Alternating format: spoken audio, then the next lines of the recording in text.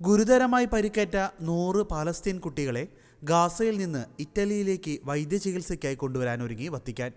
വൻതോതിലുള്ള ബോംബാക്രമണത്തിനിടെ ഗാസയിൽ ഗുരുതരമായി പരിക്കേറ്റ 100ഓളം കുട്ടികളെ നിരവധി ഇറ്റാലിയൻ ആശുപത്രികളിലേക്ക് മാറ്റുന്നതിനാണ് പദ്ധതി ഇടുന്നത്. കുട്ടികളെ ഈജിപ്തിൻ്റെ അതിർത്തി വഴി റോമിലെ സിയാംപിനോ വിമാനത്താവളത്തിലേക്ക് കൊണ്ടുപോകും. അവിടെ നിന്ന് ഇവരെ വിവിധ ഇറ്റാലിയൻ പീഡിയാട്രിക് ആശുപത്രികളിൽ പ്രവേശിപ്പിക്കും.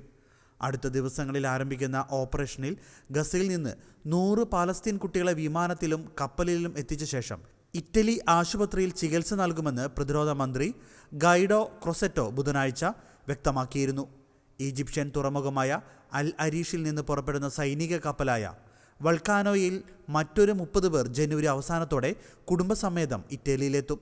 ശേഷിക്കുന്ന 40 കുട്ടികളെ എപ്പോൾ അല്ലെങ്കിൽ എങ്ങനെ കൊണ്ടുപോകുമെന്ന് ക്രൊസെറ്റോ വ്യക്തമാക്കിയിട്ടില്ല.